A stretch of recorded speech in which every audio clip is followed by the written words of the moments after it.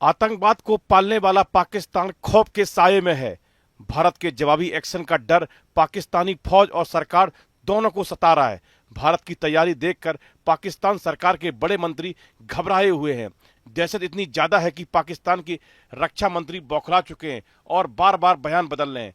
पहले पहलगाम में आतंकी हमला करा है, लेकिन आतंक का आका पाकिस्तान अब खौफ में आ गया है। भारत के जवाबी एक्शन की आहट से समूचा पाकिस्तान दहशत में है।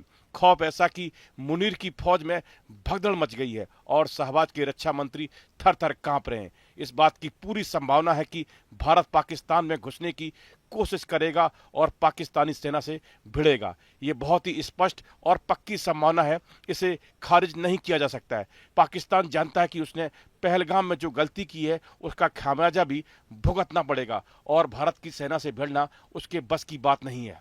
पाकिस्तान ने अपनी फितरत के हिसाब से पहलगाम हमले की साजिश रची, निर्दोष लोगों की हत्या की और अब उनके पैरों तले जमीन खिसकने लगी है।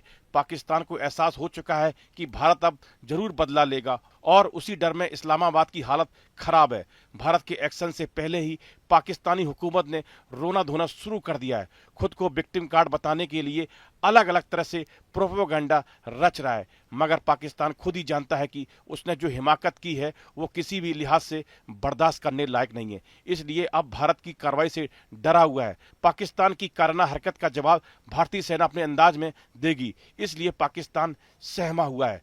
इंडियन आर्मी की एक्शन से पहले ही पाकिस्तानी रक्षा मंत्री गिड़गड़ा रहे हैं। ये वही ख्वाजा आसिफ है जो चंद घंटे पहले परमाणु हमले की धमकी दे रहे थे, मगर अब उनके होश ठिकाने लग चुके हैं। ख्वाजा आसिफ ने भारत के सैन्य हमले के डर को भी कबूल किया था। आसिफ ने कहा कि भारत की तरफ से हमला तय है और ये करीब है।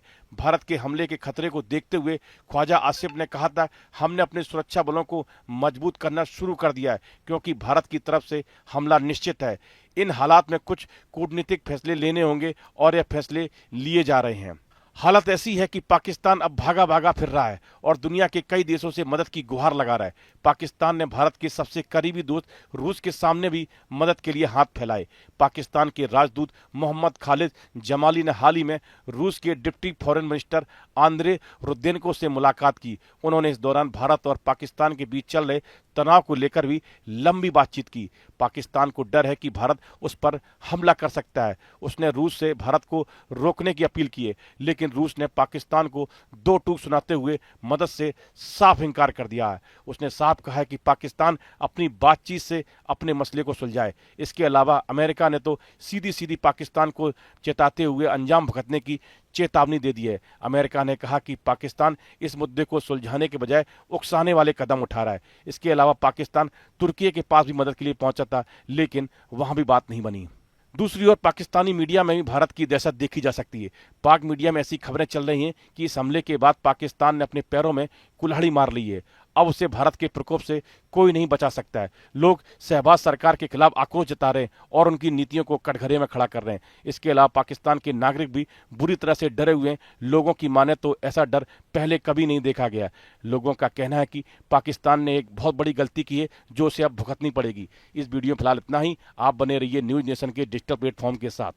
न्यूज नेशन अब व्हाट्सएप पर खबरों के ताजा अपडेट के लिए न्यूज नेशन के इस क्यूआर कोड को स्कैन करें